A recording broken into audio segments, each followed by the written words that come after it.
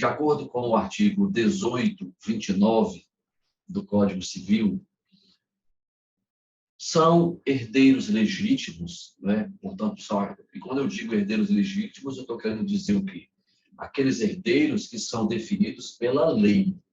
É a própria lei que define quem são meus herdeiros por ocasião de minha morte, tá? Esse é o que nós chamamos de herdeiros legítimos. Em contraposição, aqueles herdeiros que constam de um testamento, mas aí não foi a lei que escolheu quem serão os meus herdeiros por ocasião de minha morte. Aí fui eu próprio que defini quem seriam esses herdeiros no meu próprio testamento. E aí nós vamos chamá-los de herdeiros testamentários, tá certo?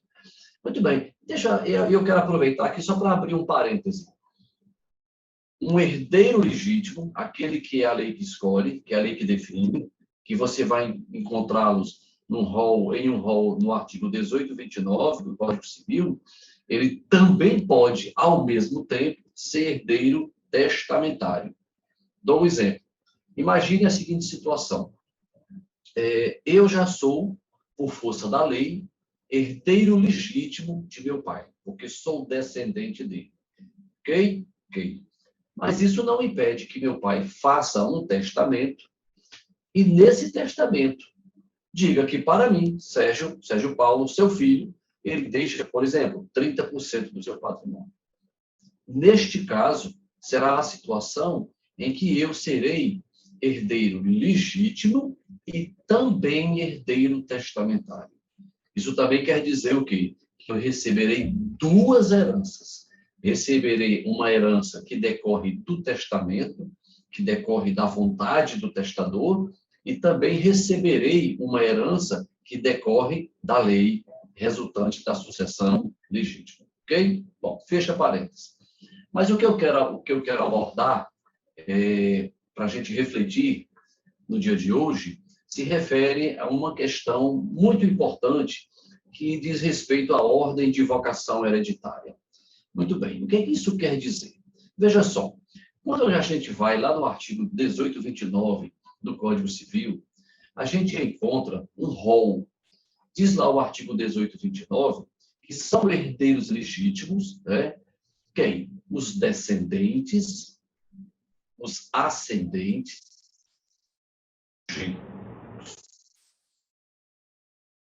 colaterais, os parentes da linha colateral, ok? Isso é o que está escrito no artigo 1829 do Código Civil, ok? E isso, de repente, poderia fazer com que alguém possa ter a seguinte inquietação. Ora, veja só, meu pai morrendo, eu teria uma herança bacana para receber, porque, afinal de contas, sou filho, sou descendente. Mas eu estou preocupado porque fiquei sabendo que, por força do artigo 1829, serão herdeiros legítimos de meu pai os descendentes. E aí, olha só, meu pai tem 3 filhos, tem 6 netos e já tem um bisneto. Meu pai ainda tem os pais dele vivos, então já tem mais de 100 anos, mas ainda estão vivos os pais de meu pai, que são meus avós. Meu pai ainda tem uma esposa que é minha madrasta. Meu pai ainda tem irmãos vivos, sobrinhos, primos. Eu fiquei preocupado, porque eu vou ter que dividir a herança de meu pai com tanta gente. Aí é quando o sujeito ainda chega a dizer, não dá nem gosto uma sucessão dessa, uma morte dessa. Vou receber tão pouco, porque eu vou ter que dividir com tanta gente.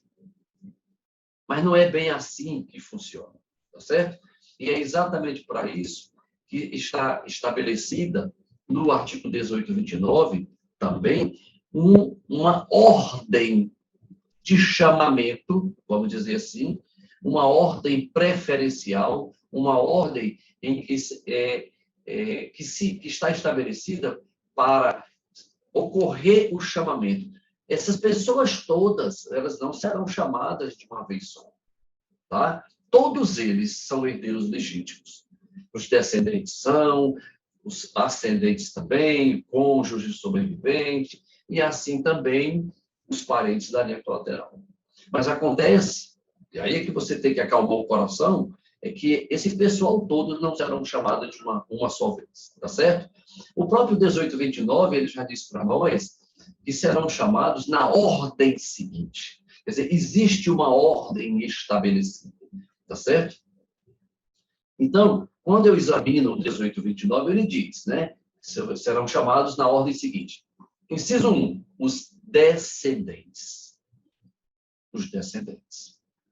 Então, existindo descendentes, o que eu chamo aqui de descendentes? Os filhos, os netos, os bisnetos e etc. Isso vai ao infinito, ok? Esse pessoal todos são nossos descendentes. Muito bem. Se existirem descendentes em condições de suceder,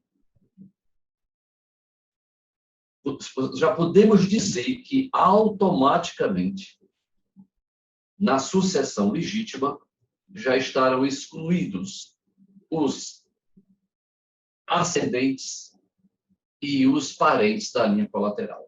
Não vou falar aqui agora do cônjuge e do companheiro, porque isso vai merecer um trato diferenciado. Mas depois a gente trata dele. Mas para um início de conversa, o que nós temos que aprender é isso. E se existirem descendentes em condições de suceder, todos esses outros parentes já estão afastados. Vou fazer uma ressalva importante. Nós estamos falando aqui de sucessão legítima. Nós estamos falando aqui da sucessão que acontece de acordo com a lei. Vou falar isso de outro jeito. Se, por exemplo, José vai a óbito, José falece. José tem filhos. E José ainda tem seus pais. E José tem irmãos. Significa dizer, esses filhos é que têm a preferência para receber a herança. Os pais do José, os pais de José, o falecido, eles estão automaticamente excluídos. Eles não vão receber nada a título de herança na sucessão legítima. E assim também os irmãos, os sobrinhos e tudo mais. Ok? Deu para entender? Segundo ponto. Se, eventualmente, não existirem descendentes em condições de suceder, e aqui eu explico. O que eu chamo, nesse momento, de descendentes em condições de suceder? Eu estou falando do quê? Eu estou falando de descendentes que tenham condições de suceder. Porque, por exemplo, eu tenho aqui, na verdade, duas hipóteses. A primeira hipótese, que tem a ver com a minha forma de falar. E pode até existir um descendente. Mas esse descendente, vamos imaginar, o José falece e deixa apenas um filho. Deixou 2 filhos vivos. E esses 2 filhos dizem, nós não queremos a herança. Nós renunciamos o direito à herança. Significa dizer, eles estão abdicando da herança. Isso é possível? Claro que é possível. Ninguém pode ser herdeiro contra a própria vontade, tá certo? De modo que, assim, eu não vou encontrar mais ninguém na classe dos descendentes em condições de suceder. Eles existem. José deixou descendentes, mas eles não estão em condições de suceder. Outra hipótese, os tais descendentes foram considerados indignos de receber a herança. Praticaram algum dos fatos que estão ali catalogados, tipificados no artigo 1814 do Código Civil, que podem levar à declaração de indignidade. Então, são essas duas hipóteses. E uma outra hipótese é exatamente quando o falecido, o autor da herança, não deixa descendentes. É muito interessante observar, depois dê uma olhada lá no artigo 1836 do Código Civil, quando ele diz assim, na falta de descendentes. Bom, não é somente na falta de descendentes, quando não existir descendentes. É melhor interpretar assim, na falta de descendentes em condições de suceder. Por quê? Porque pode existia o herdeiro, né, o descendente, e ele apenas não quer, ou ele foi declarado indigno, né, sem estar sem condições de adir, de receber a herança, ok? Muito bem. Então, ainda nesse contexto, vamos ficar... Quando eu olho no artigo 1829, em segundo lugar, estão quem? Estão os ascendentes. E o 1836 vai nos dizer exatamente o quê? Na falta de descendentes, são chamados a suceder, são chamados à sucessão quem? Os ascendentes. Fica claro que aqui os ascendentes só serão chamados na falta de descendentes em condições de suceder. Significa dizer, José faleceu, deixou filhos e deixou seus pais. Os pais de José só receberão alguma coisa a título de herança na sucessão legítima, tão somente se não existirem descendentes em condições de suceder. Existindo, esses tais descendentes recebem a herança e os pais do falecido ficam sem nada, ok? Vão chorar em dobro, vão chorar pela morte e vão chorar porque não receberam coisa nenhuma, ok? Veja que por enquanto eu estou ainda me abstendo de falar do cônjuge, sobrevivente, embora a lei já esteja dizendo, mas eu só quero, por enquanto, a gente entender essa ordem. E, em seguida, depois a gente conversa sobre a situação do cônjuge, em particular, ok? Quando eu vou verificar o artigo 1838, o que é que ele diz para mim? Em falta de descendentes e ascendentes. Aí o que é que acontece? Será deferida a sucessão por inteiro ao cônjuge sobrevivente. Terminei tendo que falar do cônjuge, mas aqui é uma situação diferente. Por quê? Porque lá no artigo 1829, inciso 3, estará exatamente o cônjuge sobrevivente. Significa dizer que o cônjuge viúvo, e aqui me permite eu já incluir também o companheiro viúvo, o companheiro sobrevivente. Estou falando exatamente do quê? Estou falando da situação em que o falecido vivia em união estável com outra pessoa. Portanto, ele não vivia no estado de casado, mas no estado de convivente, vivia em união estável. Ok? E aqui eu vou ter que adiantar esse ponto. A questão toda, relativamente ao companheiro, é que o Supremo Tribunal Federal, por meio do recurso extraordinário 878-694, terminou por declarar, incidentalmente, inconstitucional o regime sucessório que o Código Civil estabelecia para o companheiro viúvo, e que era de maneira diferenciada, quase sempre recebendo bem menos do que se fosse casado. E o Supremo Tribunal Federal, por meio deste recurso extraordinário, entendeu ser o artigo 1790 do Código Civil inconstitucional e estabeleceu a tese segundo a qual, em termos de direitos sucessórios, há que se dar o mesmo tratamento jurídico que se dá ao cônjuge, também se dará ao companheiro sobrevivente, ok? Bom, mas fiz esse parêntese, mas eu quero depois, no momento próprio, falar do cônjuge. Mas, em relação a cônjuge e companheiro sobrevivente, em termos de dizer assim, em que situação o cônjuge viúvo, o companheiro viúvo, ficará com a herança toda só para ele? Portanto, ele não vai dividir com ninguém. Significa dizer, em outras palavras, que José morre, José vai a óbito, José não deixou descendentes, ele não tinha filhos, não tinha netos, e se os tinha, renunciaram, não quiseram. José não tinha mais ascendentes, não tinha mais os pais, os avós, bisavós, e se os tinham, renunciaram, por exemplo. O fato é que não existem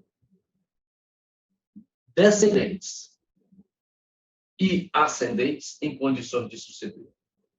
Mas se o falecido, o autor da herança, morre do estado de casado ou de união estável, em princípio, porque depois tem uma regrinha que eu quero que a gente fala depois dela particularmente, o que é que vai acontecer? Aquela herança pode ir integralmente, por inteiro, que é a expressão da lei, ao cônjuge ou ao companheiro sobrevivente. Muito bem. Num outro contexto, em um outro contexto, o que é que nós temos? O que nós temos é que, quando eu vou do 1829, em quarto e último lugar, eu vou encontrar quem? Eu vou encontrar exatamente os colaterais, os parentes da linha colateral, em último lugar. Primeiro lugar, descendentes. Segundo lugar, ascendentes. Terceiro lugar, cônjuge sobrevivente, e a gente acrescenta companheiro sobrevivente. Em quarto lugar, vamos colocar quem? Os colaterais, os nossos parentes da linha colateral. Pois bem, e quem são exatamente esses nossos parentes da linha colateral? Nossos irmãos, nossos sobrinhos, os filhos de nossos sobrinhos, que são sobrinhos netos, os nossos tios, que são irmãos de nossos pais, os filhos de nossos tios, que são nossos primos. Vamos pensar aqui também nos irmãos de nossos avós, que são nossos tios-avós. Então, essas pessoas é o que a gente afirma serem nossos parentes da linha colateral. Muito bem. Só que para a herança chegar até esse pessoal, é preciso que não haja descendentes, ascendentes e nem cônjuge sobrevivente ou companheiro sobrevivente em condições de suceder. Tá certo? Somente se não existirem descendentes, ascendentes, cônjuge em condições de suceder, incluído também aqui companheiro, viúvo, é que os parentes da linha colateral serão chamados a suceder. E aí, os parentes da linha colateral, o artigo 1839, ele põe um limite, somente até o quarto grau. Quem são esses nossos parentes da linha colateral até o quarto grau? Nós vamos ter os tios-avós, o tio-avô, acho que é a avó, vamos ter os primos e os sobrinhos netos. Só vai até aí, ok?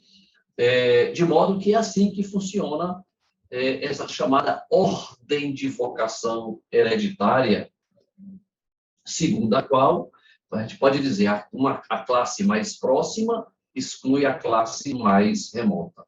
Né? A classe dos descendentes exclui as classes dos ascendentes e dos colaterais. E, obviamente, o cônjuge ou companheiro sobrevivente. Então, em princípio, já estamos sabendo o seguinte: faleceu José. José deixou filhos, José deixou pai e mãe, José tinha cônjuge ou uma companheira sobrevivente, tinha irmãos, tinha sobrinhos, tios, primos, tarará. Você já pode ficar com o coração sossegado, porque esse pessoal todo não será chamado ao mesmo tempo. Todos eles são herdeiros legítimos, mas haverá uma ordem, uma fila de preferência no chamamento. Em primeiro lugar, repetindo, os parentes da classe dos descendentes. Se não existirem descendentes em condições de suceder, aí é que eu vou chamar os parentes da classe dos ascendentes. Se por acaso não existirem ninguém na classe dos ascendentes em condições de suceder, é que eu vou chamar o cônjuge ou o companheiro sobrevivente para dizer: toma, a herança todinha, por inteiro, é sua. E somente no caso de não existir cônjuge sobrevivente ou companheiro sobrevivente em condições de suceder, é que eu vou chamar os parentes da linha colateral, os irmãos, etc, etc, etc. Tá certo? Então, esse é um primeiro aspecto que diz respeito à ordem de vocação hereditária. Existe um segundo aspecto, mas aí a gente vai falar num próximo encontro, tá certo? Ok? Forte abraço a todos.